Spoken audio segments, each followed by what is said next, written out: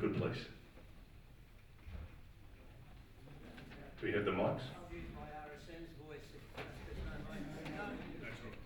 There's one there. Good idea. Thank you. Yeah, George Hulse, RUSI member. At the risk of being a bit indelicate today, I really wanted to hear something about the threat that China might have on us. Are they going to invade us with a folding bullet, or are they going to fire one at us one day? Do I go home and tell my son he's got a problem, or do I tell my grandson he's got a problem, or no problem? So has there been a threat analysis about the role of the Chinese in all this, or are we just going to talk about having a relationship and a dialogue with Indonesia and probably some of the other countries, ASEAN and hopefully India, and leave it at that without saying, well, the reason we're getting together is because we've got a problem and it's coming down the South China Sea sometime. So can I ask the question, is there likely to be a prognosis about any problems that we might have with the People's Republic of China or not?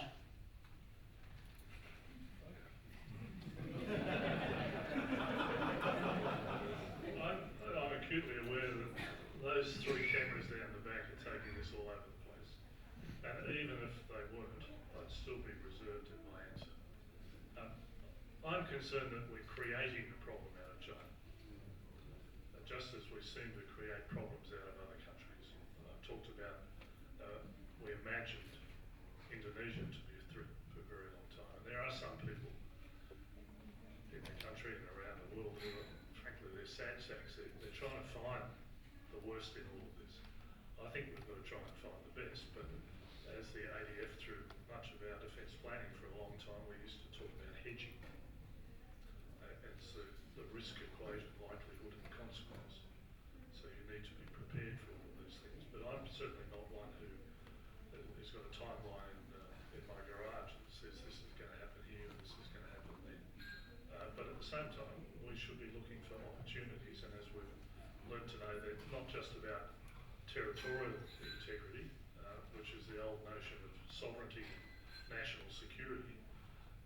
I think we need to be looking at these other issues that are so well brought out in terms of climate change, in terms of, and I teach to my students new threats and challenges. War over water. People say that the next wars will be fought over water. Cyber issues, the war in space, and you can just keep going on through all of these things. And yes, there may be the worst consequences, but in the meantime, we're preparing to work and support each other. And some of the comments around refugees. Have a look what's happening in Europe around refugees. People suggest that if there's water level rises, not only the Pacific Island nations in strife, but Bangladesh it's underwater already in many cases if a typhoon comes in or something. So I'm not going to answer your question, not because I'm not going to, but I think we need to be constructive about this, recognise the risk, but look at the other things we can do. There was, in fairness, a bit of discussion about that issue this morning, about an hour and a half, I think. But I mean, I think the issue of China's territorial claims in the South China Sea or the North Natuna Sea, or whatever you want to call it, are obviously significant for a range of countries around the periphery of that sea. Indonesia doesn't have the most significant dispute with China over these issues. The Philippines does, and other countries do. But the issue over the North Natuna Sea does embroil Indonesia in China's territorial claims in that strategically vital body of water, which it sees as internal waters and which the other countries don't. Now, in the event that conflict came in the South China Sea, then, and that conflict involved some of the great powers, involved the United States, for example, Indonesia would ultimately be forced to pick a side in that dispute. It doesn't want to, it would never like to. Indonesia's aim has always been to be neutral in these sort of conflicts, and it would seek to keep out of it for as long as it possibly could. But the question of where it went is really very unpredictable. The default position you'd have to imagine for Indonesia would not be an alliance with China if it could possibly avoid it, for a whole range of reasons, including historical anxieties about hegemonic power exercised by China that are common to most countries to the south of China, from Vietnam right down the archipelago. And Indonesia has a history that goes back to medieval times of anxiety about China's influence in the region when it did exist and when it managed to overthrow a kingdom or two in Java. Plus, of course, the fact that China is officially communist, and the deep anxiety and fear of communism is still a very strong current in modern Indonesia, where it's still illegal and where being called a communist is a political slur of real significance. So aligning with the communist China is a very hard thing to imagine ever happening. And finally, I can be brutally frank because I'm an irrelevant academic. There is really deep racial prejudice towards ethnic Chinese in Indonesia, and that is a problem that has led to violence on occasion and makes it politically difficult. There's another factor that plays into making it overwhelmingly extremely difficult to imagine an Indonesian government committing to China.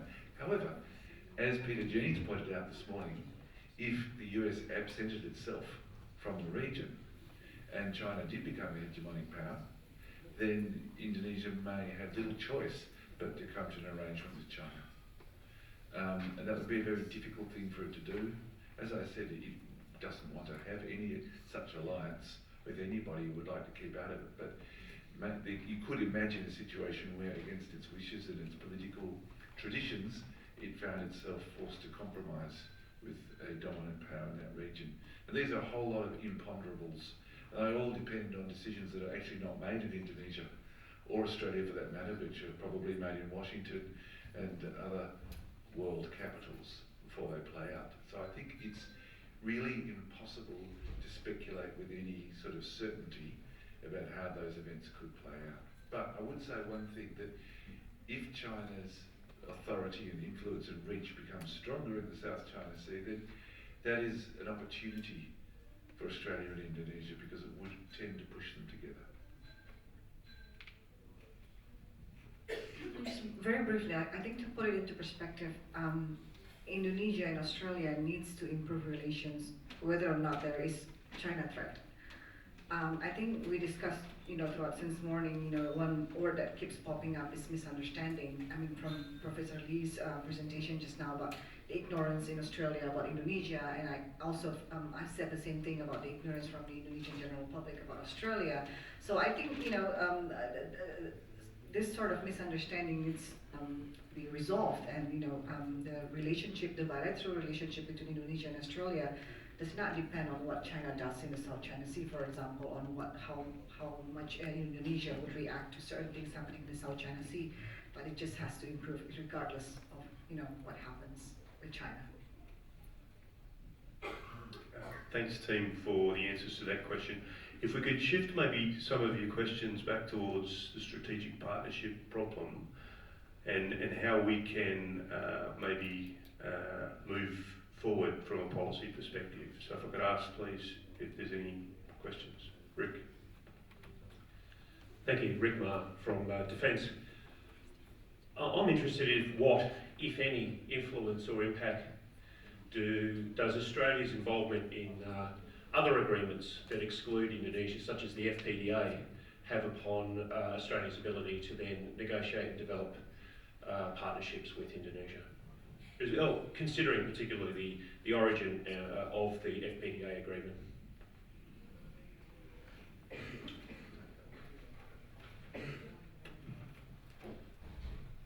I've always wondered what the FPDA was about. It's probably a good job for an Air Force officer to get up there in Malaysia and look at IADs and a few things like that. I think it's in maintenance mode. It's one of those sorts of things that's probably doing a bit of benefit, certainly doing no harm, so why bother about it? It keeps access for us in Malaysia, particularly around Butterworth. Butterworth was enormously useful for Banda Aceh. It was our forward mounting base. I think it gives a bit of a confidence for the members, noting that one of them might be trying to come back to the region after they've fixed themselves up over in Europe. But I wouldn't worry too much about that. There was some mention today, I think Ibn Fufi also mentioned it about Indonesia's relationship with Malaysia, but I really don't see FPDA playing much of a role in that now. I don't want to put hook for this. Is there anyone else in the room that perhaps has got a view on FPDA, or Justin, would you like to take a sort of conformist line and tell us about what it actually does? I routinely get questions from Indonesian military folk about FPDA.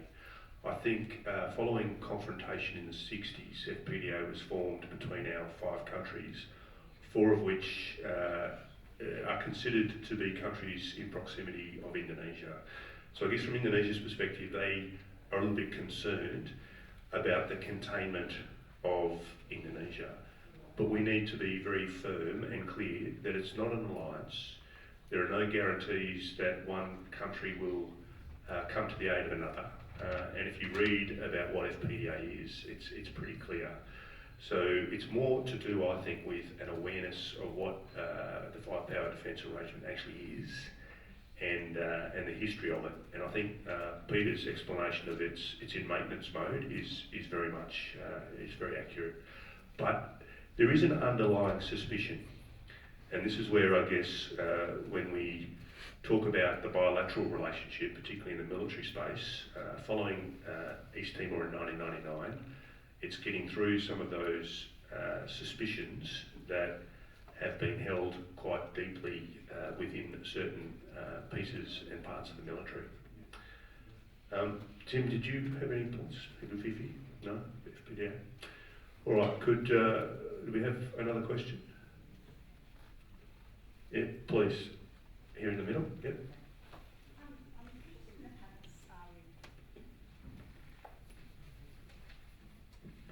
Sorry, Alana Burkett. I'm also from the 7th Brigade.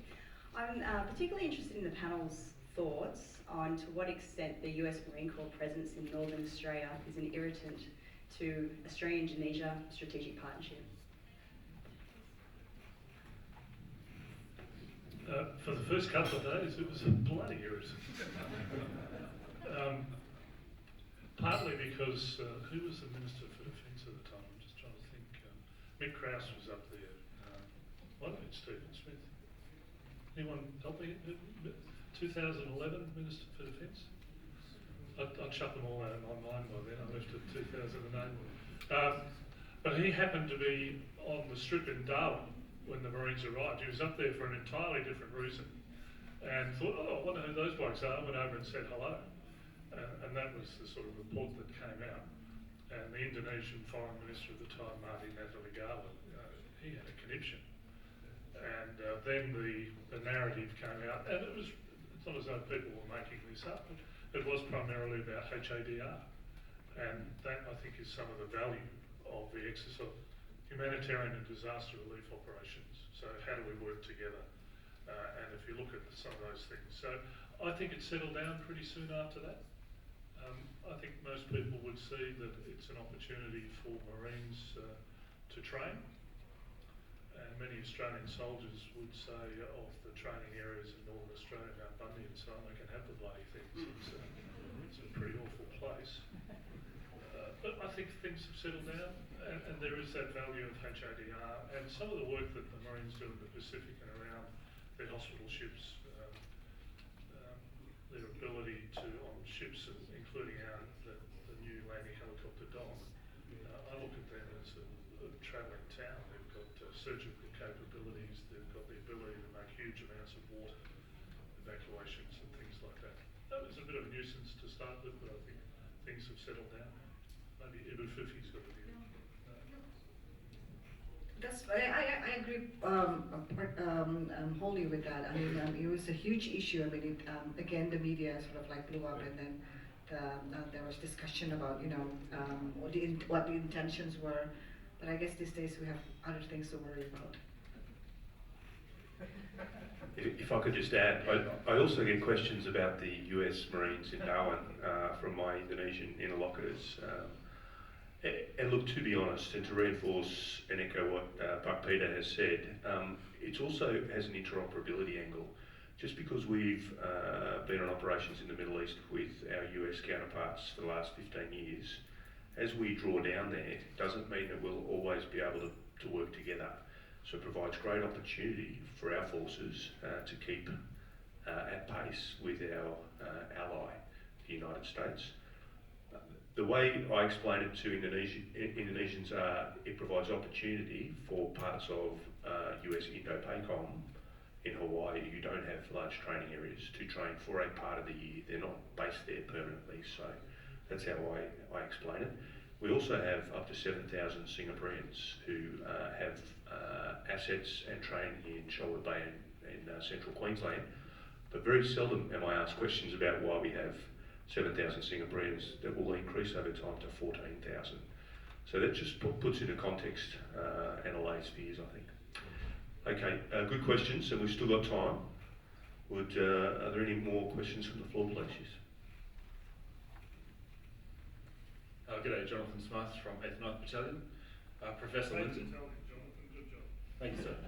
Professor Lindsay, you mentioned earlier that there was likely a lot of opportunity to come from Indonesia with their 5% economic growth. What do you think would have to change in the Australian strategic approach to Indonesia in order to take advantage of that? You also mentioned that we probably wouldn't. Why do you think that we won't be able to?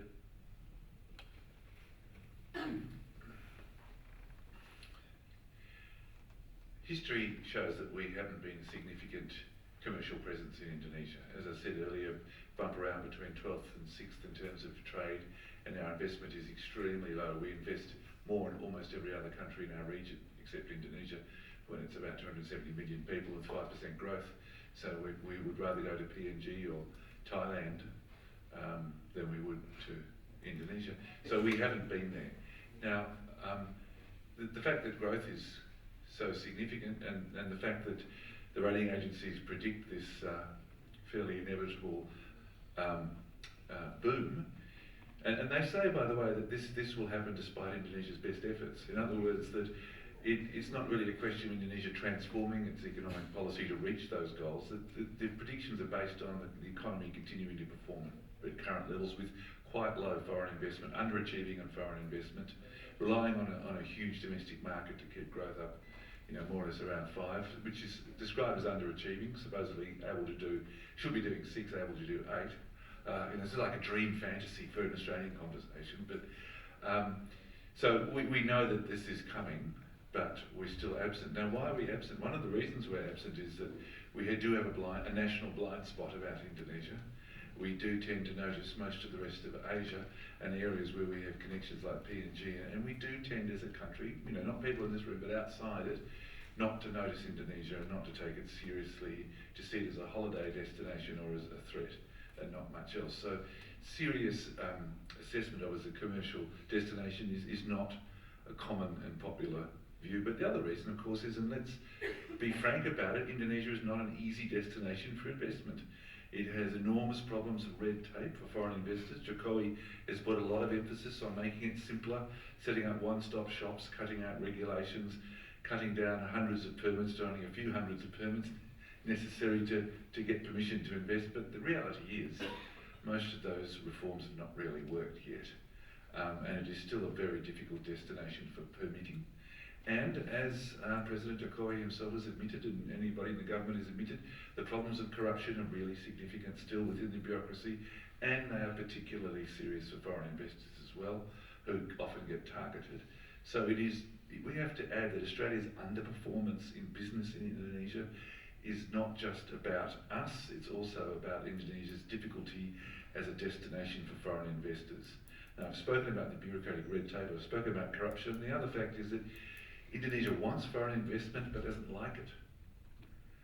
This is a strange dilemma. It really does want foreign investment, it needs it, but it doesn't like it very much, and has a problem of hostility and anxiety about foreign investment that we could talk about for a day, but goes back to colonial times. So all of that means that it's actually quite difficult to transform our current lack of activity commercially in Indonesia, despite all the best efforts of groups like Austrade and so forth. Now, ISEPA is a really significant major effort to change that, but we still have to be realistic. Even if it goes through unchanged, even if it is actually implemented fairly soon, that still has to actually be done properly on the ground and actually has to translate into making access practically easier for businesses, and then there will be pilots and tests, and then eventually it may work out. So I'm not a pessimist, but I am a realist about economic reforms announced by Indonesian governments. Jokowi's up to what is it his 13th or 14th package? Lost track. I think it's somewhere about the 14th package, but on his own admission, when announcing the 12th package, the first two haven't yet been implemented fully.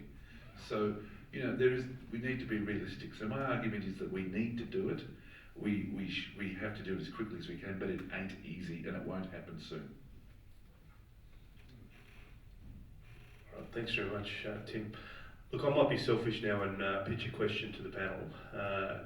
If I could ask you to be the Australian and Indonesian Foreign Minister for a moment,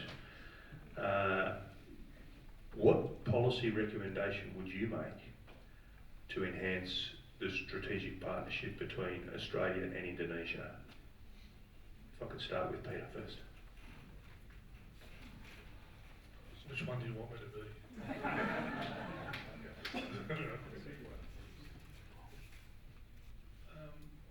I'd go back to what Kusuma said. Develop the relationships, develop the study centres, provide encouragement for us to study about Indonesia. I'd visit there more often. One of the things that I regret, and I think it's still the same, as Chief of Army, I didn't geographically fly over Indonesia every time I went to the Middle East, to Afghanistan or Iraq or something like that. But I did, and I kept thinking, why aren't I going down there? That's our region. So I think I'd say come home and focus on our region, and be serious about it and be genuine about it. And I'll have the Prime Minister visiting. I think I was talking to someone at lunchtime. The thought that he might not go there for big events in the future, I think is terrible. Our natural reaction has to be to consider Indonesia. I think is the way I put it. And if you want me to be the Indonesian Foreign Minister, I'd say exactly the same thing. Thank you. I'm going to be the Australian Foreign Minister because Indonesia's track record on expenditure on the bilateral relationship is frankly extremely poor. Almost nothing is spent on it. So as an Indonesian Foreign Minister, there'd be no budget. So it's not worth it. As an Australian Foreign Minister, there's not much budget either, but there have been a huge number of efforts put into trying to build bilateral relations, particularly at the people-to-people level, across government agencies as well as civil society, and most of them are funded by government. Most of them are really excellent. Most of the work that is done to send people to Indonesia and back here, connecting young people up in particular, is absolutely outstanding, but it's tiny. So the Muslim exchange program sends Muslim leaders over 15 a year. It should be 15,000. These sort of figures bilaterally, the figures that are actually done are drops in the ocean. So I would scale up all people-to-people bilateral exchange programs by 10 to 100-fold. You might make some small impact in 270 million. Second thing is, for two countries right next to each other, the number of people from the other country that live in the other is tiny. The Indonesian diaspora in Australia is the 20th ranked, so small. We don't have a strong community of Indonesians here. We need to do something about mobility so that citizens can move more easily and find homes in the other country to create a community of interest to support other initiatives. It's a big missing part of the puzzle. And of course, that's creating greater mobility for people to move between Indonesia and Australia is an enormously unpopular proposition, but it is something we need to ultimately do, and we should be doing something to resurrect Indonesian studies, because you need to have a group of people who have training and expertise who can feed and inform and support other initiatives. I gave you the horrible factoid before, but another one to worry about is that Germany now has more universities teaching Indonesian than Australia. We need to put money into that. Again, that won't be happening, and we can expect Indonesian studies to pretty much continue their their trajectory of collapse, which means that Indonesia as a language is a country where, apart from small numbers of highly trained people in the elite, like Ibu Fifi, for example, very few people speak English, certainly outside the major cities they don't. And if you want to deal with them, are we going to be relying on translators and not on our own bilingual people? Yes, I think we will, and that is a problem for us. After finally getting a result of the election, one of the big things that we are awaiting in Jakarta is the next cabinet, of course, and the name for the new foreign minister is, of course, one of the decisions that we're still awaiting. My name is, of course, not in any of the list, so, but let's just imagine. Well, basically, you know, for the next foreign minister, unfortunately, he or she would have already a lot of things on their plates, and unfortunately, maybe Australia is not so high on the menu. ASEAN is, of course, still up there. We need to figure out what to do with ASEAN, whether or not, you know, because we keep saying ASEAN centrality, and I think Australia is also wary about the issue of ASEAN centrality, and I guess Indonesia needs to figure that out. However, because of, you know, the whole Indo-Pacific issue, Australia is also there. And I think one of the things that the next foreign minister needs to figure out is how we can work together with Australia and actually, you know, carry out this Indo-Pacific agenda. What are the commonalities with Australia that we have? And I guess what is, because we kept talking about confusion, misunderstanding, I think a lot of people in the Indonesian government, in the cabinet now, is also think that they're getting mixed signals about what Australia wants from Indonesia. And I think that's one of the things that Indonesia needs to figure out by itself, because if, you know, we keep getting mixed signals, you know, is Australia supporting, for example, ASEAN, or, supporting Indonesia's effort in terms of Indo-Pacific, and then that there needs to be, you know, a lot of things that needs to be figured out in terms of, you know, figuring out what are the commonalities, other specific issues that we can work together. So these are some of the things that I think needs to be carried out by the next foreign minister. Some great policy way forwards. Ross, next question, please. Yeah, just to pick up on a couple of the points that have already been made today about Indonesia's priority, foreign policy priority is ASEAN. Quite a few years ago, I believe it was Paul Keating who suggested or asked the question, could and should Australia be part of ASEAN? It seems to me if that's the priority and we want to be part of the priority, then is that a completely harebrained idea? Would it be accepted by Indonesia? And would it be accepted by other ASEAN members? I'd be interested in people's views. Wow, you have to wait in the line because Timor-Leste has been there waiting to join ASEAN since, I don't know, 8 years or so. They've been waiting on the line. I don't think it's likely at all. But at the same time, I also think that it's not necessary, because we discussed throughout today how inefficient ASEAN has been, and even talks in Jakarta. My institute has been a think tank that's been pursuing that it's time to go beyond ASEAN in a way. So the way that we frame Indo-Pacific, and also previously with the East Asia Summit. We kept talking about how it's highly likely that ASEAN is no longer sufficient, so it's time to broaden sort of like the region to East Asia Summit and then the Indo-Pacific, and with that Australia is already included. So there is absolutely no necessity for any other countries to join ASEAN at the moment, because let's leave ASEAN as it is and maybe try to sort of like enlarge the scope of cooperation to other countries as well.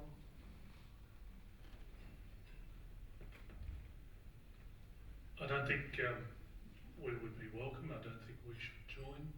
We would drive them nuts and they would drive us nuts. I talked about the difference in strategic culture. We're too brash, too impatient.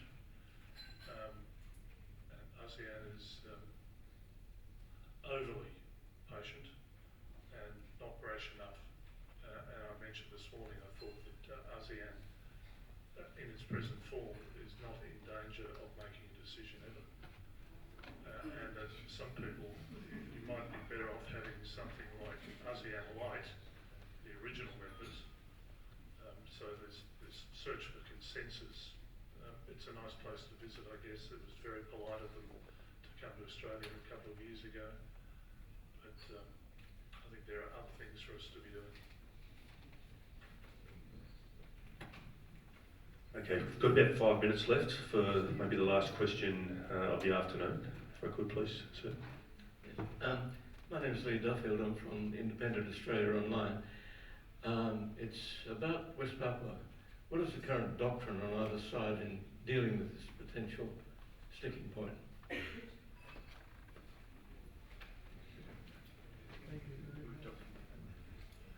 Yeah, I couldn't say what the doctrine was. Were you here for my discussion earlier? No, I've been ill.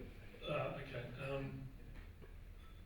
I discussed Papua in terms of the conversations that I have with retired Indonesian officials, military officials.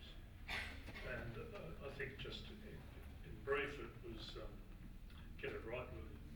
There's some issues over there, but I think from what I've seen over the last few years, Indonesia is trying. They know that if there were issues that if some form of let's say atrocity happened over there, if there was some form of refugees trying to get away from Papua, that it would cause problems here in Australia with interest-motivated groups and with elements of our press, I'm sure not you. But what we say to Indonesia is this is really important. You need to get it right. It could become a severe irritant between the two countries. And from what I've seen in the last 3 and 5 years, is that the Indonesians are really trying. And some of the discussions we had this morning, I've seen a figure, I think President Jokowi's been there, is it 12 or 14 times? There's some really quite significant figure. Maybe for 14 or 15 times since he's been president. So I think we're seeing that presidential focus, and he takes with him that interest in infrastructure and that interest in cohesion. So I don't know what the doctrine is, but certainly we have made it very clear to our Indonesian friends that we talk to, and they've been most attentive. And over a series of meetings, and I said also that Papua is a standing agenda item for this group that I'm involved in, they've become more and more open and very keen to let us know what's going on the positive side, and I think it is largely positive now.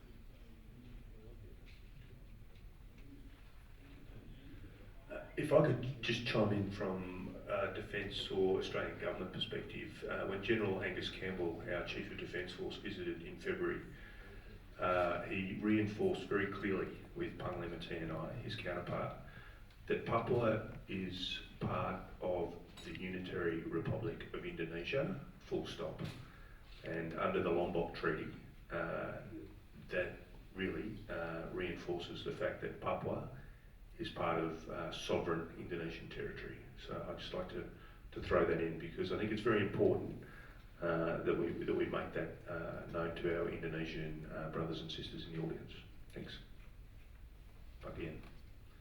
Okay, thanks very much, Justin, Fifi, Tim, and Peter.